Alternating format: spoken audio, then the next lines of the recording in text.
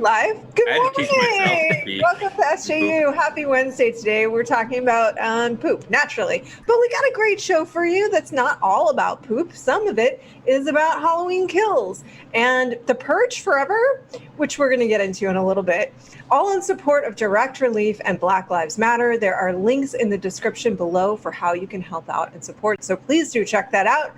And on to the shenanigans with myself, Roth, Cornet, Spencer, Gilbert, and Joe Starr. Where are you? Oh, there you are. Hi, Joe. How are you today? I'm just down here at the bottom. Yeah, well, you're really at the top. I mean, I learned the other day that I'm at the bottom of the heap when it comes to the SJs. So that's okay. Look, when you're the guy giving someone $500, you're at the top. That's just it. If I'm not handing fans money, they don't remember I exist. So you feel good. I think that's not true. I think you're peak Joe right now. That's what I think. And speaking of peak Joe, that's what my therapist says. Halloween Kills has a new teaser trailer that came out. It came out, I think they were trying to soften the bad news with a fun bit of news, which was this like couple second teaser that was released via John Carpenter's Twitter. There was also the news that Halloween sequels, Halloween Kills and Halloween Ends, have unfortunately been pushed back a year to 2021 and 2022 respectively.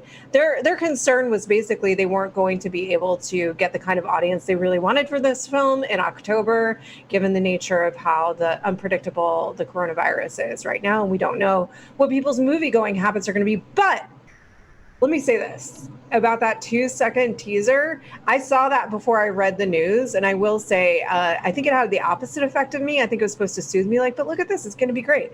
I was like, yes, psyched, like, burn, let it burn, let them burn. Instantly memeable. It's a meme right now. There's 200 of them. I want your pitches for what you're going to attach that to right now.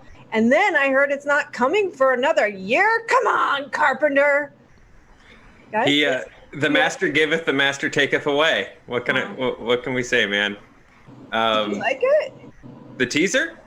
Guess who's back, baby? Grambo's back. Grambo, love it. Yeah. Grambo in the back of that truck. I loved that teaser, actually. I think it's, I feel like we echo this a lot, but I'm always like, that's all I need. Don't show me more stuff. It sets up what the movie is, where it's set, what it's going to be about, how it got out of that fiery death house. That's all I need, and it just gives you that visceral Laurie Strode screaming, plus another reassurance that Judy Greer gets another cool movie role. Yeah. Did you see the weird dog movie that she's in? We'll talk about that later. I'd just like to give props to the response time of what town is it in Illinois? Horny Town? Where are they all living in the Halloween universe? Pasadena. Oh God, it's hey, continue. It's Horny Town. Everyone's having sex with each other, but props to the fire department because that is an amazing response time. If they can get to Laurie's remote murder cabin in time to save anything left. That's fantastic. As inept and bumbling as the cops are in this universe, the fire department is really on it. The fire department seems to recognize that they live and serve Horny Town, which means that chances are things might get a little crazy. It gives you, you want to respond quicker. Who knows what's going on at that freaky house? Well, Horny That's Town on fire. is not as far off as we might initially have assumed. It's Haddonfield. Haddonfield, yeah. Horny Town. That's what he said. Right. That's right. Nothing but death and murder, just the way Americans like their horror movies. 2021, 2022, respectively. So the gang is back from the previous installment, as we've been talking about. We saw a little bit of that. The three generational ladies in the truck racing away, only to find out that the idiots who are doing their work properly in Haddonfield are saving Michael once again. But, Michael can't be killed. Two characters from the original. I'm just very badly burned. You know what I want to see, though, is like the moment, so they put the fire out and then they kind of like search around. And then the moment that Michael comes lumbering out from Yeah. Yeah. Like, what's that moment like? Someone puts one of those fire blankets on him and sits him on a bumper. Yeah. Like in a little mug, and he's wearing his mask as he should be. Of course, yeah. Like just lifting his little mask and having a sip of hot cocoa. I hope that's it. Yep. And then you hear the dun dun dun dun dun dun dun dun dun dun. I love Hot, hot, hot, hot, hot. Do you guys love Halloween? Yeah, it's good. Yeah, it's really good. Halloween. I don't mean the holiday. I do mean the holiday, but Halloween the movie. It's one of those things where, like, having watched a lot of horror movies, and I think you guys as well watch a fair bit of horror. But having watched a lot of horror as a kid, certainly, and then throughout my life, like I feel as though I should choose some really highbrow, like French horror movie as my favorite. But it's Halloween. I got to admit it. Les Horreurs Diaboliques, the film. Yeah, no, give me Halloween. Although, have you seen the trailer for Relic? No. Yeah. It looks very cool. It seems it's like about a family trying to get their grandma out of her home and into a retirement community. All these weird haunted shenanigans are happening around her. It looks really fun. Well, let's talk about more horror things. So two characters from the 1970s, this was all previously released, but two characters from the 1978 film are also coming back, Lindsay Wallace and Tommy Doyle. Anthony Michael Hall has officially joined to play Tommy, according to Variety. If you guys don't recall from the original Halloween movie, these are the two kids that Laurie is babysitting for. So she's babysitting for Tommy, and then Lindsay, which is how her friend says her name, is across the street, being cared for by a very irresponsible teenager, quite frankly. And then she brings her over so that she can do her laundry. It's a mess. The point is that Lindsay and Tommy are in this movie. Thoughts, feelings? What are they doing? Are they together? Did they grow up together like boy and girl next door and then they got married? Are they still babysitting them? I think When their parents go out for whatever key party they were doing in the 70s. Were they in the reboot? I don't remember Lindsay and Tommy from the reboot, so I guess it's like maybe because there was a babysitting situation in a Michael Myers in the closet, but that wasn't Lindsay or Tommy. No, that was different characters. Different characters. So they're joining the cast now. And I think, Spencer, you're right. I think Laurie's still babysitting them. And it's just a really meta commentary on the state of Arrested Development in our culture. In our endless reboot cycle, we can't move on. We have to repeat this. This is where the dividing line between the I like Halloween and the Halloween fans is, which is all good. But here's where I just sort of drop off in interest when people are like, Tommy's in this one. And I'm like, the kid? cool. Laurie Strode, hell yeah. But the characters surrounding her in the first Halloween, I guess, besides Loomis. Dr. Loomis. Yeah. I love me some Loomis. Love me some Loomis. Right? We had like Son of Loomis. The original and the reboot are kind of blending together in my head. Sorry. Oh, it's okay. Yeah, it was so close, but different. You know, it was really a retelling, even though it wasn't. It was a riff. The original. Yeah, it was a riff. It was The Shape Awakens, which is what we should have called it. No, I think I need you to take a 5 there, Spencer. Yeah. Well, this is a sequel to the reboot. This isn't a sequel to the original Halloween. We got that. You're talking about wait, hang on. So we need to clarify some words. Okay. They're both called Halloween, even though this one was like Halloween 4, but it didn't pay attention to whatever. We need to talk for hang on, bring it in. All right. So there was an actual reboot made by what's his name? Sorry. Rob Zombie. Yeah, say it again. The one with Busta Rhymes in it? Sorry, Joe. Rob Zombie. Rob Zombie. Okay, so let me explain. There's Halloween 1 and Halloween 2, right? John Carpenter's Halloween 1 and Halloween 2. Halloween 2 picks up literally seconds after Halloween 1 finishes and continues the story, right? Then there was Halloween 3, which it was way ahead of its time in some respects because it was almost built as like an anthology, that these are just scary things that are happening on Halloween. So that movie, if you'll remember, featured the Silver Shamrock masks. That the druids? Silver Shamrocks, druids. Yeah. And no. No, that's... No druids yet. No druids yet, sir. You're getting ahead of yourself with the druids. You're jumping the druid. No, this was just like a separate thing, and people didn't like it because they wanted Michael Myers. But it's actually a good movie, and I suggest you check it out. Then we start to get into druid territory, all right? And then the whole thing goes off the rails, not unlike Friday the 13th. It just gets like too much mythology, too insane. They want to do the very thing that they set out not to do, which is explain Michael Myers, who is evil, pure evil. And we don't know why. That's the whole scary part of it. Asterisk. Later, this movie, like you're getting into Halloween H2O territory. That's somewhere where Busta Rhymes is, Spencer. Okay. That's where Busta Rhymes comes in. Thank you, Joe, for the assist. This is when you're getting into like trying to actually make it extend and hand it off to a new generation, not unlike the Skywalker trilogy.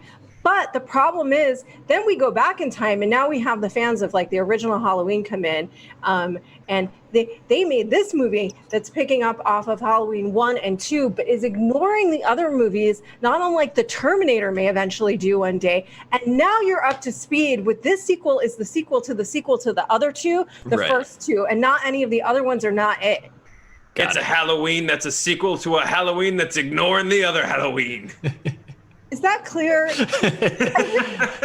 That's as clear as it could possibly be. Thank you. Bravo, Roth. Bravo. As clear as HBO Max, quite frankly, and where you can or cannot find it. We have a Cram It for this if anyone needs. They can always look it up on our Cram It's. So Oh, yeah. I'll put a link in the chat.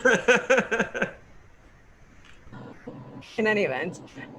Will there be podcasters murdered in this one? That's what I'd like to see. Certainly. Okay. I think we're giving them ideas right now. So it really is, to some degree, it's become sort of like the Strode family saga is not totally unlike the Skywalker family saga. So we have a quote from the director about ending that, and Joe Starr is going to read that for you. Sure is, because he definitely. Oh no. Because I prepared him to do Who needs direct quotes when you can sort of get the gist? Where the Halloween story will probably go on continuously, but this trilogy is going to be Laurie Strode's end chapter. Laurie Strode, really wrapping up with that original trilogy character with Judy Greer as her Poe Dameron and other girl as her Finn. Is I think sort of what the quote is. Hang on. My script actually isn't even open. Oh boy. Okay. Hang on just a second. I gotta remember where it is. Let's see here. The Slack, G Drive, shared files, Wednesday, SJU script. Hang on, we're getting there. Oh, the tension's building, Joe. Kill. I'm jumping around franchises at this point, Joe. Okay. Do you want me to read it, Joe? Hey, you know what? They've never, guys. Oh no.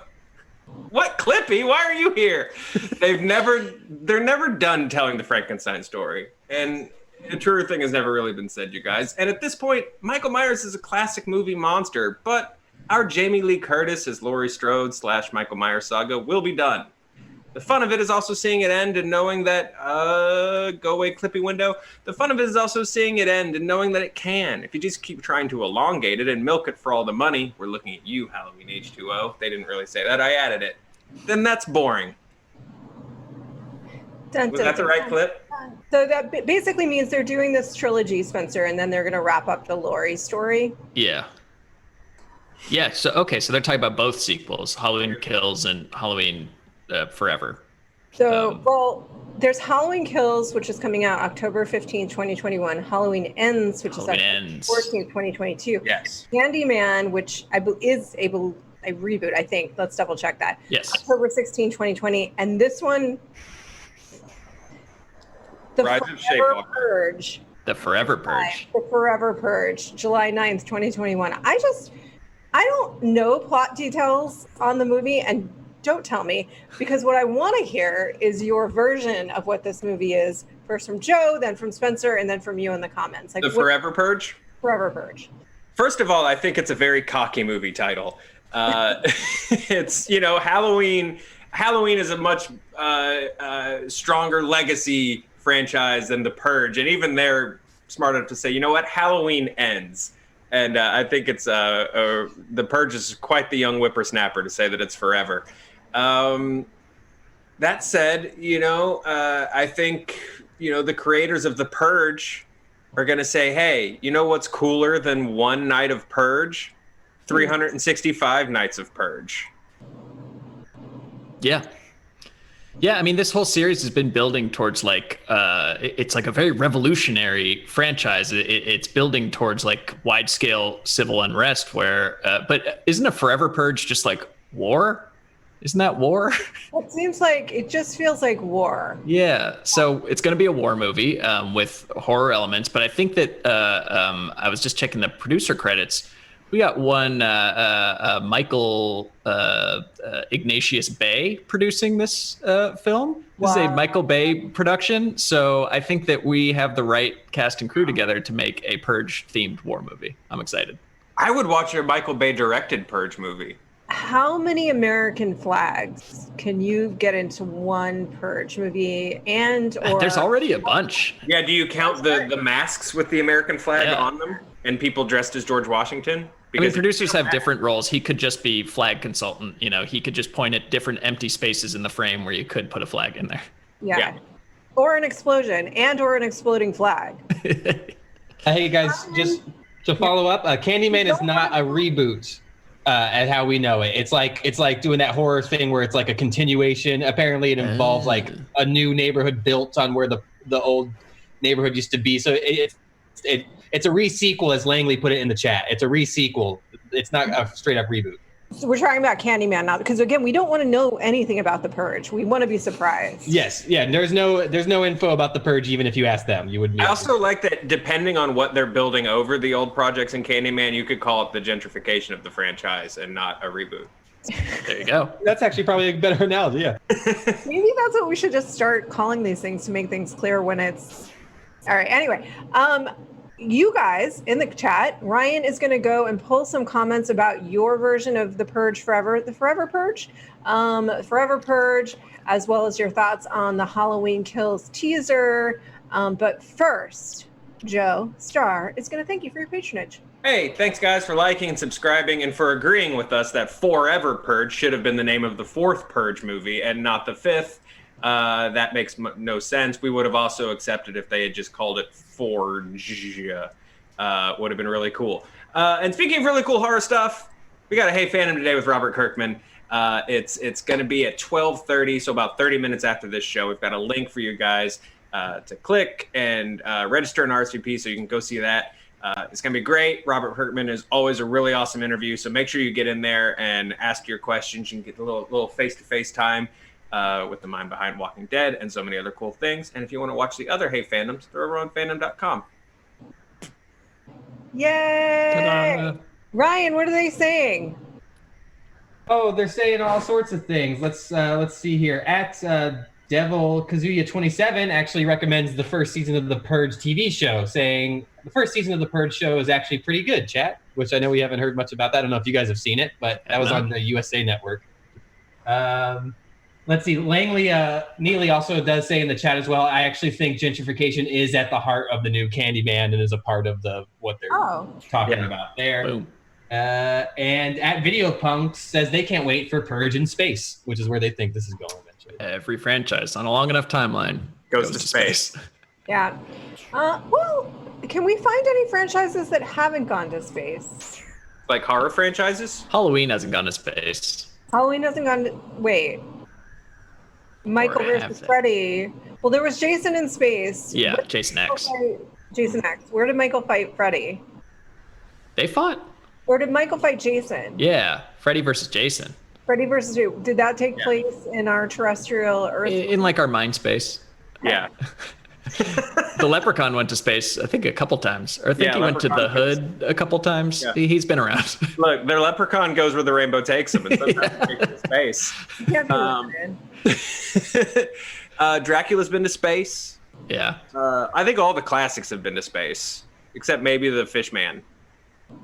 Oh yeah, tough. Very little water Yeah, there's not a whole lot of water. for the creature from the Black Lagoon in space. Space, if it's known for one thing, it's being low on lagoons. Most areas of space, but it's not all. Oh, okay. A number of wormholes that take you straight to a planet of lagoons. Quite frankly. Scientists think they might have found frozen lagoons on Mars, and who knows what kind of creatures could be in those frozen lagoons. I think we have a pretty good idea. We got a reboot cool brewing. What are they saying? What else? What else you got? What's the Forever Purge? Is it like the Forever Kitty that's always really cute and little? That's not real, is it? Forever Purge. What? How have they been able to miniaturize dogs and not cats? The Forever Puppy was in it was in Boss Baby, right? Oh yeah, sure. I'm talking about real life though, Roth. I figured you would know this. Like, there's small breeds of dogs, tiny breeds of dogs, little toy dogs. There's weird little dwarf cats, I think. Yeah. Okay. Yeah. All right. Sorry. You're asking why we haven't been able to breed cats that way? Yeah, tiny cats. Do you What? think cats in Hand cats. genetically or otherwise? There are, by the way, but there's a species of hand cats. There is it in Siberia. I'm totally serious. Siberian hand cat. There's a Siberian. Gonna Google hand this. cat. There's a cat Siberian. that can fit in your hand in Siberia. Okay. All right. Yeah. I could get into. I like I'm gonna that. share my screen, man. Thank you. What are they saying, Ryan? Thank you. Siberia. No, that's not it. No? There's a Siberian hand cat. There's a small cat. The wrong cat. It's a cute cat. All right, let's Cute. go. All right. Some of our patrons do not love it when I go on cat diatribes. What are we calling those? Catatribes? Yeah. Catatraps. And for that I say you're wrong, Money playing. my friends. Tron 3, this is an interesting one. More in the fact that it just came up out of nowhere. Like, I think people are just generating their own news at this point. This is via a site that I'll be very transparent, we have never heard of, called the D Insider. Disinsider. The Disinsider is reporting, which You said D Insider. you read the story as a punishment. You read the story. Originally reported in 2017 by Variety, appears to have been shelved, but it's going to be a Tron sequel rather than a reboot. Could feature the cast of Tron Legacy returning, remaining unconfirmed. But it's bubbling up back these days with an exciting attachment of Jared Ignatius Leto. That is the big casting announcement. What do you guys think about a third Tron Leto time? I don't understand why Jared Leto is still like a go-to. He has a literal cult following. That's fair. So a Tron 3 would first of all, would it be called Tron 3 or Tron Legacy 2? I don't know. Or Forever Tron. I also don't know. So on Jared Leto's island, it'll be a smash. But I just don't get the Leto of it all. Like, he's not like a box office draw. There are plenty of actors that are just as good as Jared Leto. I don't know what the benefit of dangling a Jared Leto shaped carrot on a stick is. Explain. Yeah, I liked him in Blade Runner. I mean, I think when you amp up the creepy weirdo factor, like he can do good villains. Joker aside. But are they gonna bring back like the weird de-aged Jeff Bridges? Like, this is a movie that no one saw the second time. Why are they doing it a third time? I don't know. I feel like Tron had a moment with the sequel where like Disney installed like their cool Tron rave area for grown-ups where you could go and drink glowing non-alcoholic drinks. Oh, are you guys still talking about Tron? Yeah, what are you doing? Yeah. I'm reading Cats in a Teacup. Honestly, probably more interesting than the Jared Leto Tron movie. Yeah, I couldn't tell you anything about the characters from Tron Legacy anymore. I only remember liking the score. So if you bring back... if you get more Daft Punk, that's cool. Yeah, and maybe Daft Punk, and just to spice it up, throw Reznor in to collaborate a little bit. Whoa, okay. Cool Tron movie. Then get Aphex Twin and the Chemical Brothers and, God, I can't name a third DJ. A little Starcadian, let's do this. Yeah. I feel like we talked about Tron the other day, didn't we? We did, because it was on our list that fans wanted to see this and wanted to see the sequels. Yeah, how high was it? Was it in the top 5? It was Method Man. How high? I think it might have been top 5. Yeah, it was really high because we were surprised. Okay. I like Tron Legacy. I don't know why. I just do. I think it was very neat to look at. It was really cool to look at. It's got Jeff Bridges. I mean, I don't know if he's just going to play like the villain. I suppose I could see that. Like a weird computerized villain. Yeah. Yeah. That's like kind of tailor-made for him. Mm-hmm. He was born to play that. I think there's a draw to like Tron 3, number 5. Coming in at number 5, it's Tron 3. It's like a draw to 80s retro futurism and stuff like that, I guess, which is why we're getting a Ready Player 2 novel. There's still a draw for this stuff. Are you serious, Joe? Yeah, got announced. Ready Player 2, baby. Oh boy. Ryan? What are my Gunters up to these days? What are my favorite Gunters doing? Where are my Gunters at? I hope it addresses like nostalgia for the early 2000s, and it's all like, Fred Durst did it all for the nookie. Oh, there's a cookie. That's where we gotta go.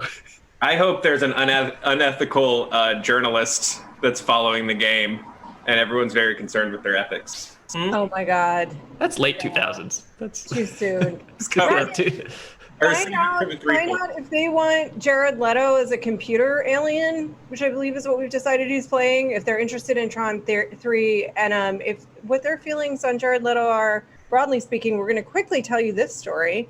And then we'll go get ready for Robert Kirkman to join us on Hey Fandom later today. Jude Law to play Captain Hook. This is via Variety. Man, the actor is in talks apparently to play Captain Hook in the studio's live-action Peter Pan film, Peter Pan and Wendy. This is what sources tell Variety. The release is expected to be theatrical and not go to Disney+.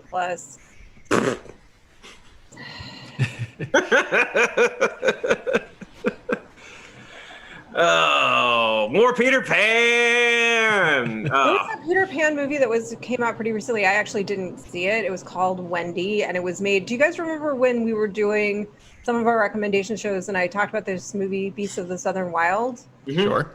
Yeah, that director made a movie and it was focused on Wendy. I saw it on Prime, but I did not see it. This is missing one. There was another one. Come Away. Angelina Jolie, Peter Pan prequel. I've never even heard of that one. Oh, there's so many Peter Pan things. If you're a Pan fan, ooh, you got more Pan than you know than can fit in your hand. This must be White and Crow. Wasn't there one where they did a musical number to Smells Like? Oh, that would be. That was 2015 Pan, and then that was also the live Pan with Christopher Walken. Mm-hmm. Forgetting his lines, which was incredible. Which was fantastic. Poor sweet Christopher Walken. Yeah, singing those songs. Yeah, and then there was the one. There was another live action one a couple years before that Pan, and then there, obviously Hook. These don't make money. Why do they keep doing these? It breaks my heart, but King Arthur movies don't make money. Sherlock Holmes movies, aside from they got one good successful Sherlock Holmes movie out there, but it's the exception, not the rule. Like this stuff, why they keep green light? Do you remember like Edward Norton's job in Fight Club was like to do some algorithm for like car insurance companies to like see whether it was worth the money to institute a recall or to just take the lawsuits of people dying? Yeah. I figure like every movie studio has that for Peter Pan movies. Like, is it worth it to just pump out another Peter Pan remake? Maybe we'll go see it. Maybe somebody will see it. It's really weird because it's not like some of these other deals like Fantastic Four where you're going to lose the license if you don't make the movie. Yeah. Like, why are we doing? And then also outside of a ton of cartoons that kids really loved, where she did get her due, the character that has never gotten her due out of Peter Pan is Tinkerbell.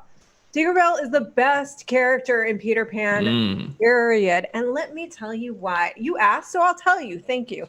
Every other character in Peter Pan is incredibly two-dimensional outside of Tinkerbell. Tinkerbell is the only character at all that has dimension to her. She is kind of a pain in the ass. She's totally salty. She is very, very mischievous. She has hate in her heart. She hates Wendy. She's jealous of Wendy because she loves Peter and she feels possessive of Peter. But despite all of those flaws and frailties, she rises to the damn occasion and is the hero of the whole story again and again and again, saving everybody's butt because it's the right thing to do. And does Tinkerbell get any credit for that? No, she doesn't. Is she demanding accolades the way Peter is the head of the Lost Boys? She's not. She's there to do the work. So I like Tinkerbell. Yeah, go off. Where's that Tinkerbell movie? Plus, one time when I was a kid, she turned into Julia Roberts in a dress and was really pretty. And kissed Robin Williams. Yeah. And I think I was in like 4th grade, and I was like, "That's the most beautiful I've ever seen." Cute. Ryan? Or do something weird with these. Make Peter Pan meet King Arthur, or Tarzan or something. I don't know. That's your answer to everything, Joe. They can't all meet King Arthur. No, it's the same thing as missing our 21 Jump Street MIB crossover. Like, take all of these, make a goofy League of Extraordinary Gentlemen with all this free stuff. Alternate pitch for you, Tinkerbell and Merlin.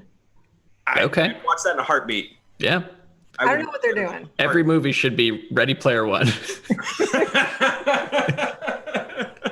Save this for the 4th one. Save this for Ready Player forever. All right, we'll do one final check. What do you guys think of Peter Pan? You want more Pan? Pan in your pan? No. I mean, apologies to Jude Law, but no. Roofie, no. Roofie, no. Oh, Comments? Ryan? Roofie, no. Oh yeah. Sorry. What? Are you asking Joe or asking me? What? Okay. Let's wrap up the show.